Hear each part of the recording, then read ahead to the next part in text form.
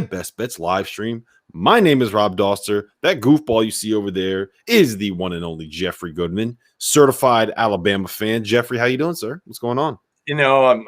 I'm listening. I think Alabama needs my help today, so I'm going to try to give it to them. They've been struggling a little bit, and we know I've brought them luck this year. We know I have brought them luck. So can I bring them luck today? Can they bring me money is ultimately the key. Right? We'll see. You know, it's if Alabama's playing at home, you want to like them. If Alabama's not playing at home, I don't know. It hasn't been great for them away from what do they call the arena in Tuscaloosa? Do you know? I don't know. I was there a couple of years ago. Is it the Humphrey thing? I don't know. I have no idea what it's called. I don't remember, honestly. 10 a.m. I've been looking at picks for the last 2 hours. My brain is fried right now already, and we have a great day of games. Like, that's the one thing today. Today's games are really good, starting right off at noon. And I think we should almost start today with the early games because they come out of the gates. This is the best it's been at noon for me all year. Now you're getting Michigan right away against a team, an Indiana team that. All right, really before we do that, let's real quick, just so we can go right off the top. Yeah. What's your one favorite bet of the day? Favorite bet. My favorite bet of the day, Robert. My favorite bet of the day is. You want me to go with mine first? No. I'm ready. My favorite bet of the day is Eastern Kentucky against Tennessee State. It's my favorite bet of the day. Listen, it is. They're giving 12.5. Eastern Kentucky just beat Belmont. Tennessee State's 1-7 on the road against the spread this year. Eastern Kentucky's, I think they're like 5-1 at home against the spread. Everything points to A.W. Hamilton and Eastern Kentucky in this one. Everything. So that's my favorite bet. You asked me my favorite bet. That's it. I like it. I like where your head's at. My favorite bet of the day is actually one of those noon games. I really, really like Tennessee laying 8 because Sharif Cooper is listed as doubtful. The line hasn't really taken off quite yet. I'm looking at our partners over at Bet Rivers right now. I'm looking at their page with all of the updated line. 7.5, by the way. Yeah, it's at 7.5 now. So it's kind of it's gone back and forth between 7.5 and 8. Sharif Cooper is doubtful. And we all know exactly how important Sharif Cooper is to that Auburn offense. Like, they don't have any other initiators. They don't have any other creators. If he is not making plays for them, they don't have guys that can create shots for themselves. So I really, really like Tennessee in this spot. And again, it has everything to do with Sharif Cooper not playing. So that's I like the under in this spot too. I like the under 144. About Sharif Cooper, Powell's still not back. He's probably not going to come back this whole year because of my only concern with that is that Auburn's going to want to get out and run. Tennessee's going to be able to with who? And Tennessee can match their athleticism. Like, I expect Tennessee potentially to get back to like what they were early in the year defensively against an Auburn team that's pretty inept. Yeah. No, I agree. My only concern is that when Tennessee's playing their best, they want to get out and run. Auburn wants to get out and run. So, like, I can definitely see this being the kind of thing that just turns into a complete, like, disaster where it's like boom, boom, boom, boom, like an AAU game that ends up being like 85-60 or something like that. And if it's 85-60, that goes over the total. So that's my only concern. I get the argument that you're making, and it makes sense. It's just I think this is the kind of game where the pace can completely get away from the under. So that's the only thing that leads me towards Tennessee more than the under. But the logic makes sense. I'm with you there. All right. So we have a couple of other really good games at noon. We have Texas at Texas Tech, where the Longhorns are getting 3 points. The total there is 136. The last time that those two teams played was, I guess, the Mac McClung comeback special, right? That was when it was the game winner. Yeah. It was kind of – and you know what? If I'm going anywhere on this, I'm probably going to just take the points. I don't feel great about it, but if I was to go anywhere, I would take the points, and take Texas in this one, and just think it's going to come down to the end again. Yeah, I agree with you on the Texas side. I'm kind of in Texas controlled that game for the most part, didn't they? For like 39 and a half minutes. They did. They were up by like 10 at the half, and they had a little bit of a melt in the second half. It wasn't pretty. It was kind of the same thing that happened against West Virginia. The big thing for me is like the Texas Tech defense like does not contain penetration the way that you would expect it. Ding! There you go. You would expect them to be able to contain penetration like a Chris Beard team. And I'm very much in like the kind of fade Texas Tech mode right now. I think that they are still overvalued. I don't know how they're top 5 in the country. Yeah. So I'm kind of with you on that one right now. I'm not saying I've lost trust in Beard, but I just think Texas is the much better team. And again, they played together for so long. They went through some adversity. They had a big win, earlier in the week. I think that changes things for me. If they lost, like get in your head mentally. But that win, I think, was absolutely huge over Kansas, right? Didn't they beat Kansas? Mm-hmm. Right. Huge win for Texas. So, I like Texas here. If anything. Yep. All right. We also have – go ahead. No, you're good. You're going to finish on the noon games. We got Michigan, Indiana. Yep. So, listen, I can't – you just can't, to me, take Indiana. If you're going to do anything, you got to take Michigan. Well, I love Michigan. I love Michigan here. I like him too. I mean, listen, they should blow them out. I'm just waiting. I'm waiting for that game where Michigan just kind of says like, all right, we're kind of going through the motions. And I don't think it's going to happen. But like Indiana needs this game. This is like their season on the line right now. If they win this game today, they can punch their ticket, right? If they win it, they probably. I'm not saying it's 100%. But it's pretty damn close if you get a win against Michigan right now. Yeah, but the thing is, like, it's the kind of thing where it gets them in the tournament now, but they have more work to do because it's only going to get them to 13 and 11, and they still don't have like great computer numbers. They still have 2 quad 3 losses. 8 and 9 in the league, Rob. They'd be 8 and 9 in the Big Ten. Like as long as they don't. But the thing is, if they win this game, like all of a sudden they have 3 wins over top 10 opponents, over top 6 opponents, because Iowa is now number 6. So, and actually, the Michigan State has climbed up into the top 75. So, hey, look at that! Indiana only has 1 quad 3 loss now. Big, that's big for the Hoosiers. And they get Michigan State again. They got at Michigan State, I think, at Purdue to finish out the year. So honestly, they could easily go 0-3 if they get this one. They get a little confidence. They put themselves in the field as of today. But like you said, hey, they could easily lose their last 2, lose their first-round Big Ten tournament game, and be gone. But I'm just saying, as of today, I think they would be in if they beat Michigan and at least put themselves in a decent spot. They're not going to. I love – this is a horrible matchup for Indiana. Yeah. The reason why we loved Iowa – or I'm sorry, that we loved Michigan when they were playing Iowa – is because Hunter Dickinson could take away Luka Garza. You don't have to double team the post, and then Michigan's perimeter defenders just eat up everybody one-on-one. Like there was nothing that Iowa was able to do to create against those Michigan defenders, and it's the exact same thing with Indiana. It just instead of actually having like really good shooters, you don't really have anyone that can do all that much on the perimeter. Like Armand Franklin's fine, like Al Durham's okay, like he's okay. Like Rob Finney, yes, in theory is good, but take away TJD, and there's not much that Indiana can do. And Hunter Dickinson is like the best suited guy in the country to be able to take him away. So I love Michigan. His confidence coming out of that Garza matchup. Think of Hunter Dickinson's confidence today. Mm-hmm. It's got to be like, all right, bring on Trace Jackson Davis. Bring him on. I'm going to take care of him too. All right. Do you have anything on Syracuse against Georgia Tech? I don't.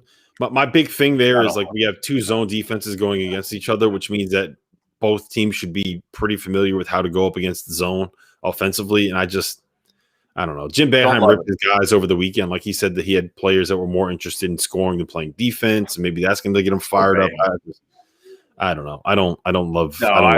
Listen, I'll pass on that noon game, but you got four noon games that are all going to be having major implications. It's the best start of a day that we've had all season long to me, Saturday. So and it keeps going. I mean, 2:00, Illinois, Wisconsin, no IO, Wisconsin better win this one, Rob. If they can't win this one at home without Io DeSumo, they are in major, major trouble. Yeah. I think that I'm not going to be on this game at all because I don't want to be on Wisconsin ever. Like I think that I don't know. They're not very good.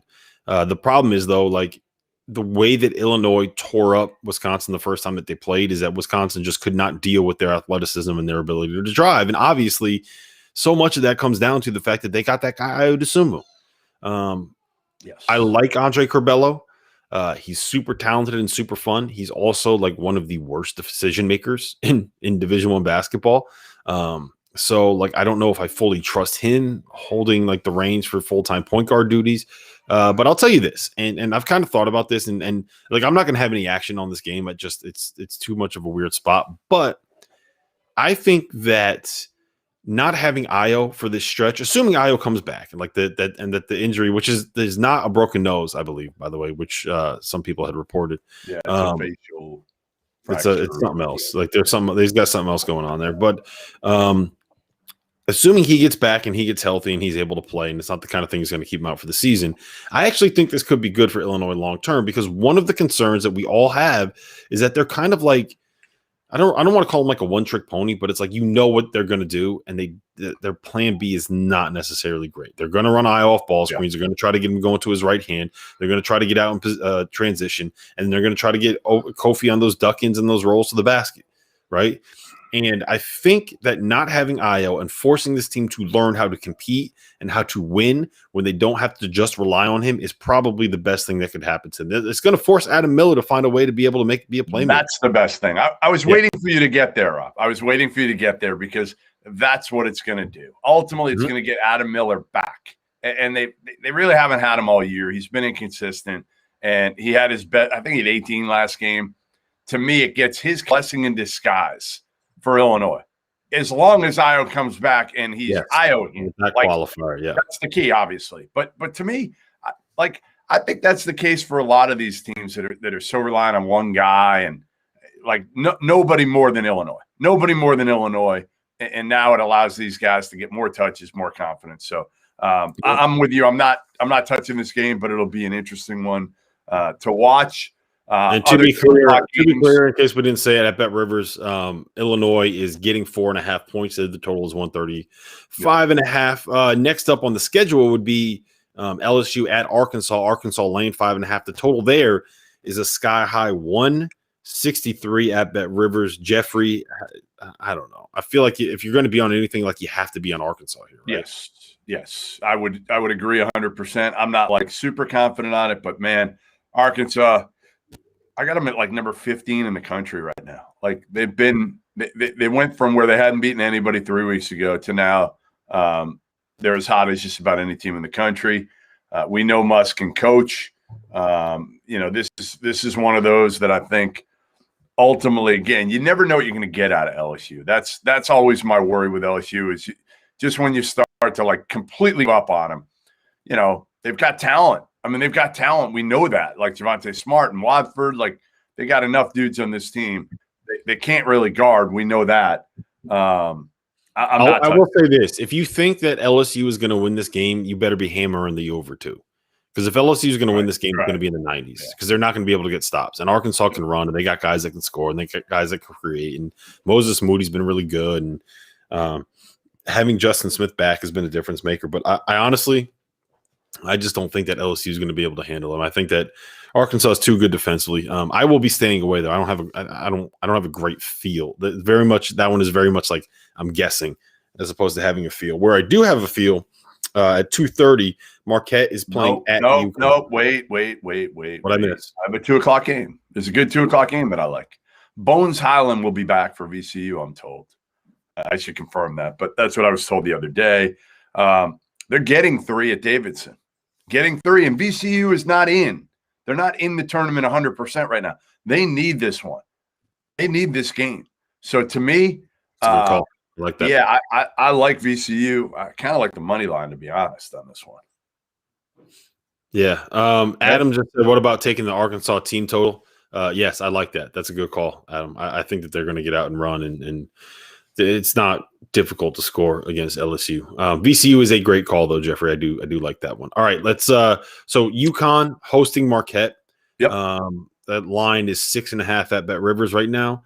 I think I actually like. I like UConn there. This is a good sell high spot. You're shocking. I think Marquette stinks. The last time that these two teams played, UConn came back from 18 points down without James Bouknight in the second half. Won that game. They're starting to get healthy. Like Bouknight had 20 and 10 at Georgetown. He played his best down the stretch against that game, which against Georgetown, which I thought was really promising. At some point, there's going to be this blow up game for UConn where they kind of roll through and really surprise everyone. But I might be a little bit biased in this decision making process, so maybe I'm not the best one to listen to on this one. Yeah, I mean, listen, you've hated Marquette all year. You're a UConn guy. I'm with you. I like UConn in this one, especially if Bouknight kind of is starting to settle back in, right? Like that's the biggest thing for me. If Bouknight can get back to like 100% James Bouknight, I'm in 100% on this one. All right, so 3 o'clock tip. I actually really like this. I'm told hey, just a change on VCU. Now I'm told game time decision sounds like probably not for Bones Highland to go. So changes things. Changes things completely. I'm not touching it now. Not touching it. Oklahoma State, Oklahoma, Bedlam. Great game. Who you got here? I'm taking the points. How do you not take the points? I actually like Oklahoma. Give him 5? I do. Of points to give in a game like this. I do. All right. So this is why. Oklahoma, what they want to do defensively is keep you out of the paint. Don't let you get paint touches. It's a gapping defense. It's not like full pack line, but it's very much a gapping defense where Joe, I know that Marquette crushed North Carolina, but like for me, it's a sell high spot here. Back-to-back games on the road. Marquette just had a huge, great win. Now they have to go on the road again against a UConn team that we're waiting to find out if they're actually real. So, but that said, so Oklahoma, they play gapping defense, which means they're not going to let you get to the rim. They're going to try to make you shoot jump shots over the top of their defense. They have not been great defending the 3-point line, but like Oklahoma State is not a team that's loaded with shooters. So I don't know. I just don't know who's going to be able to contain Cade from getting to the basket and finishing. Well, that's what I'm saying is that what their entire defense is built around this idea that we're not going to let anyone drive because their help is going to be right there. And Cade Cunningham, one of his things is to put the ball on the floor and get to the rim. So I think I do like Oklahoma in this spot. I don't love it. It's not my favorite bet, but I do feel good enough about it that I'm going to have this one in on BetSpurt. So I will have money. I'll go against Oklahoma. I'm going Oklahoma State. I just, again, I know Oklahoma, embarrassing loss against Kansas State. They're at home. And we've talked about this. The other thing is Oklahoma has a huge home court advantage. Huge, that people don't realize.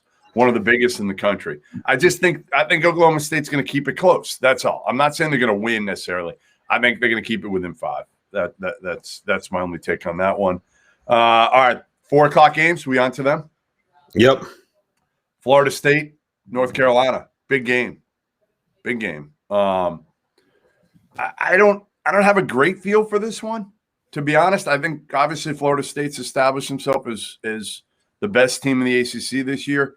North Carolina needs this win. They do. I mean, it's not like they're like 100%. They'll get in. But, like, right now, you're looking at me like close. It's not a lock, right? Close. It's close, and this is the best game that they have left. Like this, I don't want to say that this is a must-win for them, but, like, this is about as close as you can get to a must-win when you still have a week in the conference tournaments left to play. Like, North Carolina really, really needs this, especially coming off that loss.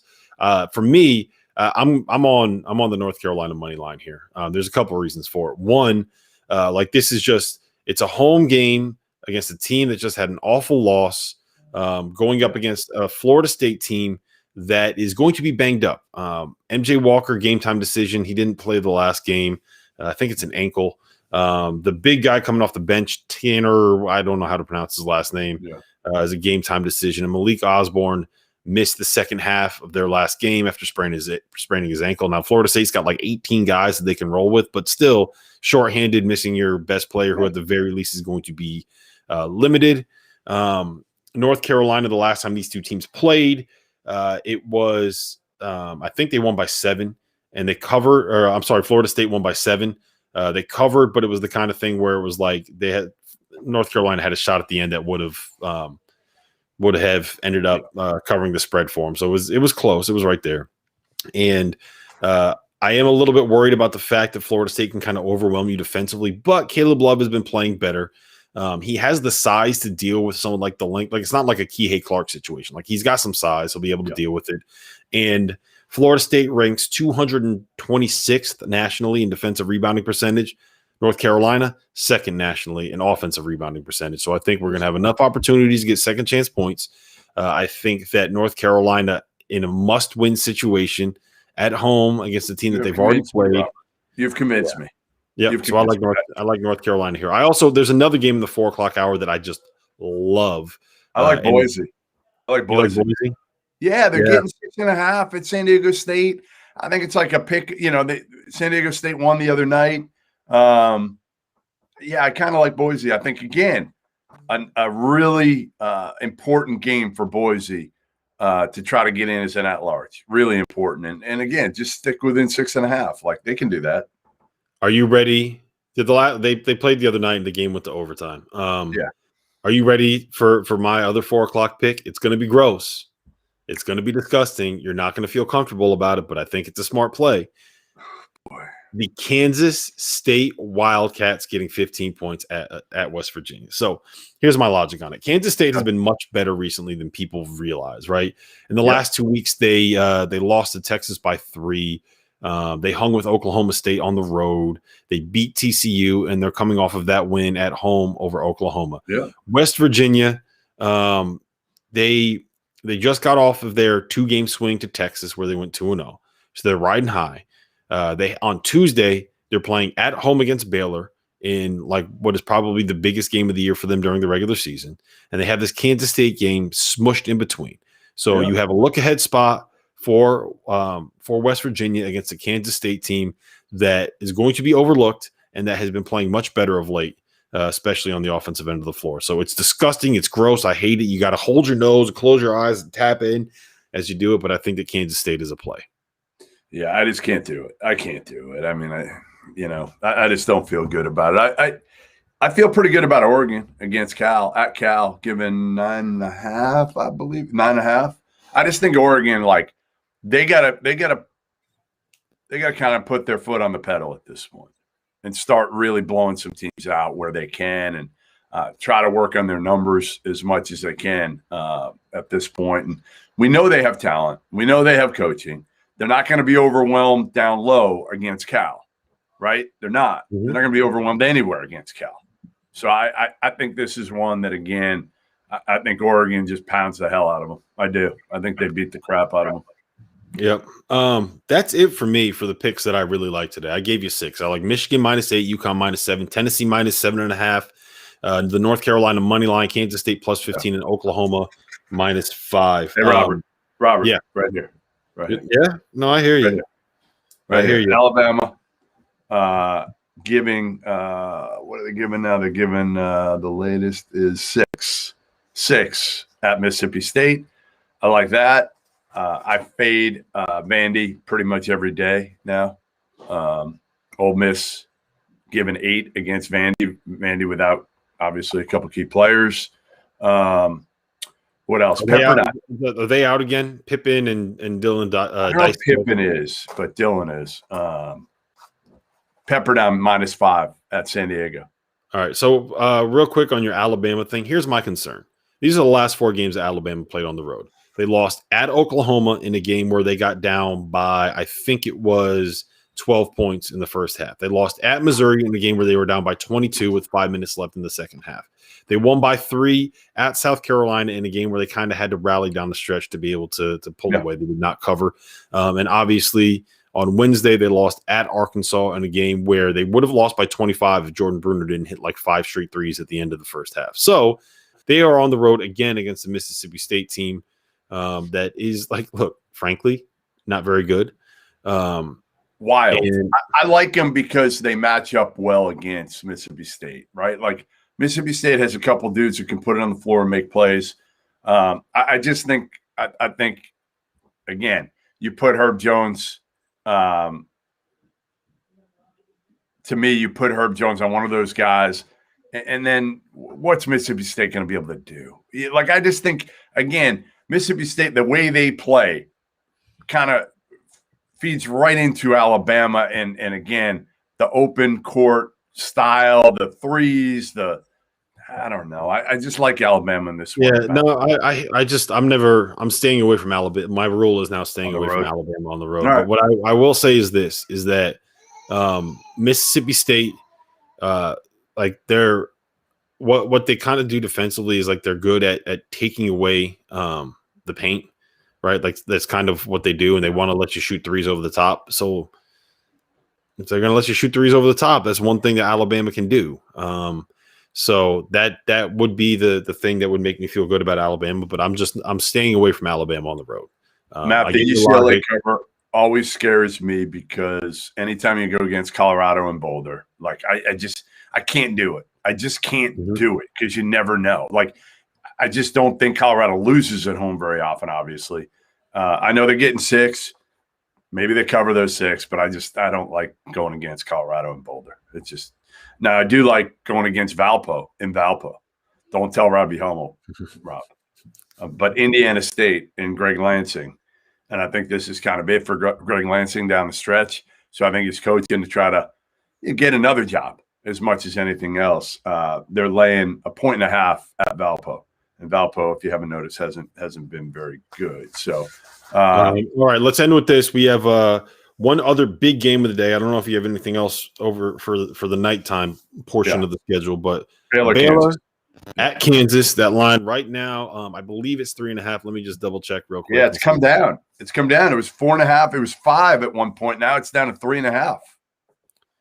So, do you like anything there? The first time that these two teams played, Baylor was, I believe, a 9-point favorite at home. And Kansas ended up covering. Remember that they got some walk-on hit a half-court shot.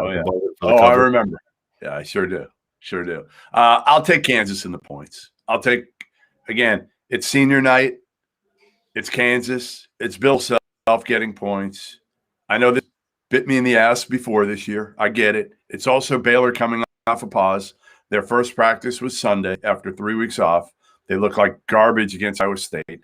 Barely beat them. I just feel like. Again, I think this could be it. I think Baylor could lose. Maybe I'm crazy. I mean, they're probably not going to lose this game. What am I talking about? Like, they're so good. No, I don't think that your logic is wrong. Because if like there's one thing that Kansas can do, it is match up with a team that has a bunch of guards that want to play it on the perimeter. Like that's kind of how Kansas is built this year, right? And I think that like Marcus Garrett's going to be good enough to kind of take away Jared Butler and make life difficult for him. And the switching stuff that Kansas does, I think will be able to slow down Baylor a little bit. And combine all of that with the fact that they are coming off of this pause, and like it makes sense to me. But Baylor, what I was about to say is like I would expect Baylor's defense to get back before like the complete rhythm of what they were doing offensively. So you put all that together, and like I kind of like the under in this spot. I feel like this is going to be a game that can get real ugly. Like the thing about Iowa State is they cannot guard at all, and they want to get out and run, which is why there was some points in that last game.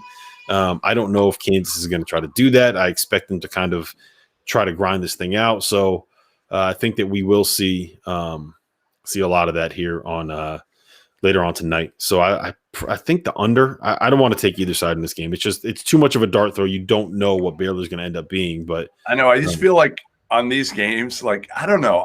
Aren't you like on Saturday where you just kind of want action on everything that you're going to flip the TV onto? Yeah, but I've stopped doing that because that was my biggest leak. My biggest leak was I kept betting and I kept betting. So like I've made a conscious decision to kind of focus my efforts on the games that I feel like I have the best take on. Last thing, real quick before we go anywhere, we have some teams that are coming off of huge layoffs. We have Yeah. UNC Wilmington is playing Elon. UNC Wilmington has been off for 27 days. Bucknell is playing American. Bucknell has been off for 27 days. And Colorado State is playing Air Force. Colorado State has been off for 21 days. And then East Carolina at Tulsa and Coppin State at Delaware State. Both of those teams were off for 19 straight days. Who was the last one? Who was the last one? East Carolina and Coppin State. I wrote down how many days off they had. I did not write down what the line was. So you guys are going to have to go back and check that yourself. Where'd you find all those that quick? Is there somewhere that shows how many days? I just look. I just pay attention. I just do the research. I put in the work. Do the research, but on a Saturday, there's so much shit going on. Some of us are here, and we prepare for a show like professionals. We have sponsors. Bet Rivers is promoting us. Bet Rivers is sponsoring our content, and I feel we have people that are listening to this that are following our bet. So I feel like I owe it to them to put in the work and to make sure that I provide detailed content. Rob, and to answer your question, what I did was what's your record compared to my record this year? I don't know. Wait, what? Your feed cut off. Hold on.